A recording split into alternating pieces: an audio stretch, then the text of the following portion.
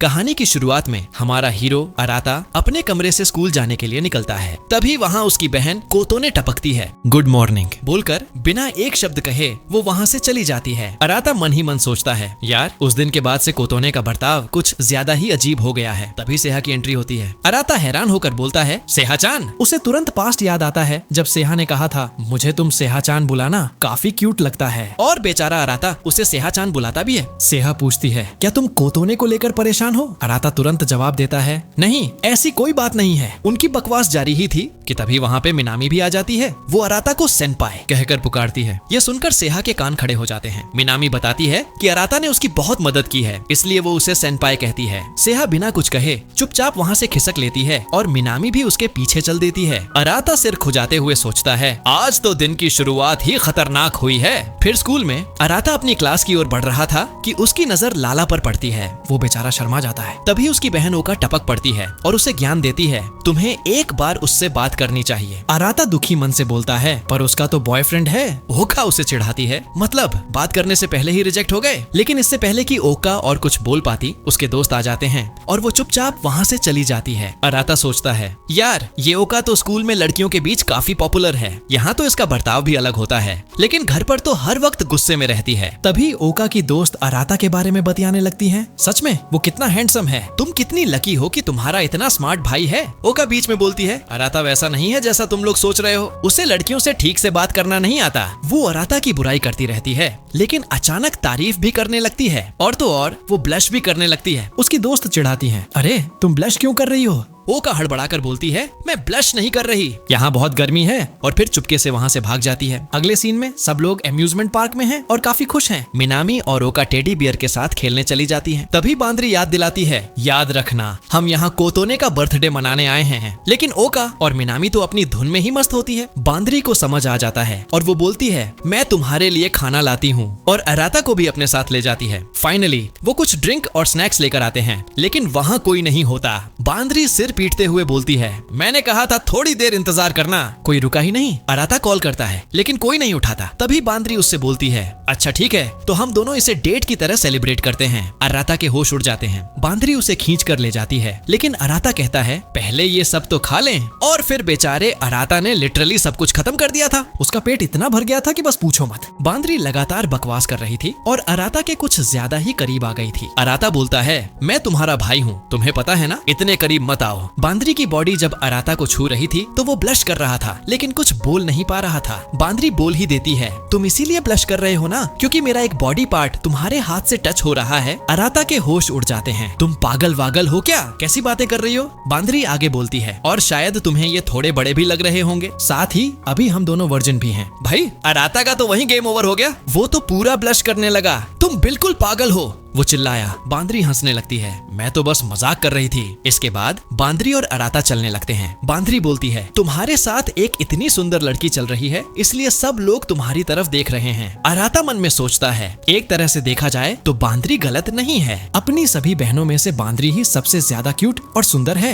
बांद्री फिर बोलती है, क्या तुम मुझे टच करना चाहते हो? अराता की तो आवाज ही निकलना बंद हो जाती है। बांद्री फिर बोलती है, सच में तुम काफी मजेदार हो। इसके बाद वो दोनों एक राइड पर जा रहे थे। बांद्री सीढ़ियों पर ऊपर चल रही थी और अराता कुछ गलत ना देख ले, इसलिए उसने अपना चेहरा घुमा लिया। नतीजतन अराता सीढ़ियों पर गिर जाता है। बांद्री बोलती है, तुम्हें थोड़ा ढंग से चलना चाहिए अराता, और उसे उठाने के लिए अपना हाथ बढ़ाती है। इसके बाद वो दोनों हमें रोलर कोस्टर पर दिखाए जाते हैं, जहाँ बेचारा अराता काफी डरा हुआ था। फिर एक मजेदार सीन आता है। जब अराता कॉल करता है तो बाकी लोग एंजॉय कर रहे होते हैं, और जब बाकी लोग कॉल करते हैं तो अराता और बांद्री एंजॉय कर रहे होते हैं। काफी देर हो जाती है, वो एक दूसरे को कॉल करते ही रहते हैं। कोतोने थोड़ी उदास नजर आती है। तभी ओका बोलती है, क्या तुम ठीक हो कोतोने? हम यहाँ तुम्हारा बर्थडे मनाने आए थे, पर अब तो चोर पुलिस का गेम खेल रहे हैं। इसके बाद वो लोग फैसला करते हैं कि ढूंढने का काम बाद में करेंगे, अभी थोड़ा और एंजॉय कर लेते हैं। इस बात पर कोतोने खुश हो जाती है। बांद्री और अराता ने भी काफी एंजॉय कर लिया था। इसके बाद वो दोनों एक जगह बैठे होते हैं। बांद्री पूछती है, आखिरकार उन लोगों का क्या हुआ? अराता बताता है कि वो कॉल करने की कोशिश कर रहा है, पर कोई उठा नहीं रहा। बांद्री बोलती है, यार मुझे तो काफी तेज भूख लगी है, और कुछ खाने के लिए निकालती है। वो अराता से भी पूछती है, पर अराता की हालत खराब है, इसलिए वो मना कर देता है। जब बांद्री उसे खा रही थी तो उसे काफी अच्छा लग रहा था। अराता मन में सोच रहा था, यार ये ऐसी हरकतें करते टाइम कितनी क्यूट लगती है। इसके बाद अराता पूछता है, डैड ने जो हमें न्यूज दी थी उसके बारे में तुम क्या सोचती हो? बांद्री बोलती है, मैं तो काफी हैरान हो गई थी वो सुनकर। वैसे तुम्हें मुझे कुछ बताना है क्या, क्योंकि तुम काफी उदास लग रहे हो। सराता सोच रहा होता है कि वो उसे उन चीजों के बारे में नहीं बता सकता जो लास्ट एपिसोड में हुई थी। वो बोलने लगता है, मैं नहीं चाहता कि हम में से कोई भी अलग हो, क्योंकि अब सभी को पता लग गया है कि वो भाई बहन नहीं है। बांद्री बोलती है, सच में तुम्हारी सोच काफी अच्छी है और इसीलिए तुम मुझे इतने क्यूट लगते हो। उस टाइम वो अराता के बाल सहला रही थी, ठीक वैसे ही जैसे बचपन में किया करती थी। इसके बाद बांद्री वही पुरानी बातें करने लगती है। मैं अभी तक वो सारी बातें नहीं भूली हूँ कि तुम सभी कैसे मस्ती किया करते थे।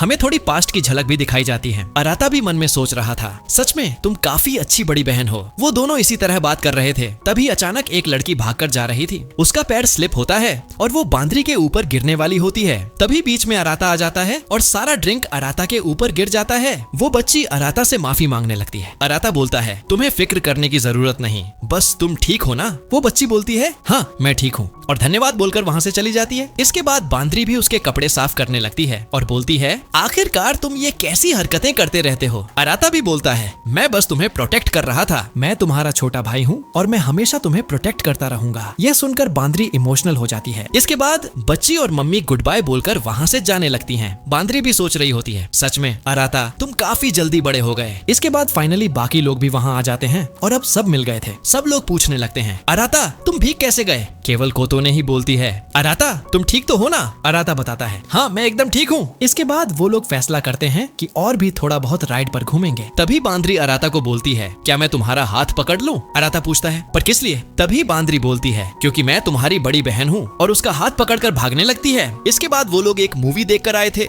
वो एक प्रिंसेस वाली मूवी थी जहाँ मिनामी और ओका एक्टिंग करने लगते हैं। अभी रात भी हो गई थी। तभी अराता बोलता है, मुझे वॉशरूम जाना है, और साथ ही शियोन भी बोलता है, मुझे भी जाना है। इसके बाद कोतोने भी बोलती है, मुझे भी जाना है, और वो तीनों वॉशरूम जाने लगते हैं। इसके बाद फाइनली सेहा ने कोतोने के बारे में बाकी लोगों को बता दिया था कि उसने अराता को फिर से कन्फेस किया था। यह सुनकर बाकी लोग हैरान हो जाते हैं और बोलते हैं, तुम सच तो बोल रही हो ना? सेहा बोलती है, हाँ मैंने इसके बारे में अराता से भी कंफर्म किया था। बाकी लोग भी हैरान हो गए थे कि आखिरकार कोतोने कैसे कर सकती है, एक लड़के के साथ कैसे नहा सकती है। तभी सेहा बोलती है, तुम लोगों को फिक्र करने की जरूरत नहीं है, क्योंकि अराता सच में उतना बेकार इंसान भी नहीं है। मैंने इसको एक तरह से वेरीफाई भी किया था। ओका बोलती है, आखिरकार यह वेरीफाई का क्या मतलब है? मुझे कुछ समझ में नहीं आया। सेहा बताती है, मैंने भी अराता के काफी करीब जाने की कोशिश की थी और मैं चेक करना चाहती थी कि उसका हार्ट बीट तेज होता है या नहीं होता, पर ऐसा कुछ भी नहीं हुआ। यह सुनकर बांद्री भी हैरान हो जाती है और सोचती है कि आखिरकार अराता कैसे अपने आप को कंट्रोल कर पाया। लेकिन ओका तो कुछ ज्यादा ही गलत समझ रही थी। सोच रही थी कि यार तुम दोनों क्या कर रहे हो? एक बाथरूम में नहा रहा है उसके साथ और एक उसके करीब आने की कोशिश कर रहा है। इसके बाद सेहा बताती है, मैंने शॉर्ट तरीके में तुम लोगों को बता दिया और मैं तुम सभी से रिक्वेस्ट करूंगी कि इसके बारे में कोतोने को कोई भी मत बताना। बाकी लोग भी बोलते हैं, हाँ तुम बिल्कुल भी फिक्र मत करो। तभी मिनामी बोलती है, हमें ना इसका एक तरह से समाधान भी निकालना होगा, और उनको समझ में नहीं आता कि आखिरकार उन्हें क्या करना चाहिए। इसके बारे में वो लोग ओका से भी पूछते हैं और अभी एक तरह से ओका को भी समझ में आ गया था कि अराता गलत नहीं है। गेमिंग रूम में भी कोतोने ने ही कन्फेस किया होगा अराता को, पर मैंने वहाँ पर गलत समझ लिया और साथ ही अराता ने मुझे समझाने की कोशिश भी नहीं की, बिल्कुल भी। वो लोग अभी काफी पछता रहे थे। तभी सेहा बोलती है, कोतोने को तो अभी यह भी पता लग गया कि हम सगे भाई बहन नहीं हैं। इसका मतलब अब उसके इमोशंस और भी ज्यादा जगने वाले हैं। तभी बांद्री बोलती है, तुम लोगों को इतना ज्यादा फिक्र करने की जरूरत नहीं है, ऐसा कुछ भी नहीं होने वाला। और साथ ही मैंने डैड से इसके बारे में बात भी किया था और अभी हमें कोतोने के ऊपर छोड़ देना चाहिए, आगे जाकर उसको समझ में आ जाएगा इसके बारे में। इसी तरीके से वो लोग और भी काफी ज्यादा बातचीत करते हैं, लेकिन तभी वहाँ पर बाकी लोग आ जाते हैं। इसके बाद वो लोग फैसला करते हैं कि आखिरकार उन्हें कहाँ जाना चाहिए। मिनामी बोलती है, हमें घोस्ट अपार्टमेंट में चलना चाहिए। इसके बाद वो लोग वहाँ से भी आ जाते हैं और उनको काफी अच्छा लगता है। इसके बाद तभी अराता कोतोने की तरफ देखने लगता है और वो सोचता है कि अब कोतोने पहले से बेहतर हो गई है, मतलब कि अब वो समझ गई होगी। और साथ ही वो अपने डैड की बातों को भी याद करने लगता है कि अब वो लोग सगे भाई बहन नहीं हैं। वो बताता है कि पहले तो मुझे इस बात पर यकीन ही नहीं हुआ, मुझे लगा कि डैड कोई मजाक कर रहे हैं और डैड इस बात की फिक्र कर रहे थे कि हम सभी में दरार आ जाएगा। लेकिन चाहे जो भी रीजन हो, पर इतने सालों तक इसको छिपा कर रखना सच में काफी डिफिकल्ट काम था डैड के लिए। और डैड आप फिक्र बिल्कुल भी मत करो, हम कुछ भी चेंज नहीं होने देंगे। इसके बाद सभी लोग वहाँ पर आतिशबाजी देखते हैं और सभी को काफी मजा आता है, मतलब कि बहुत ज्यादा एंजॉय करते हैं।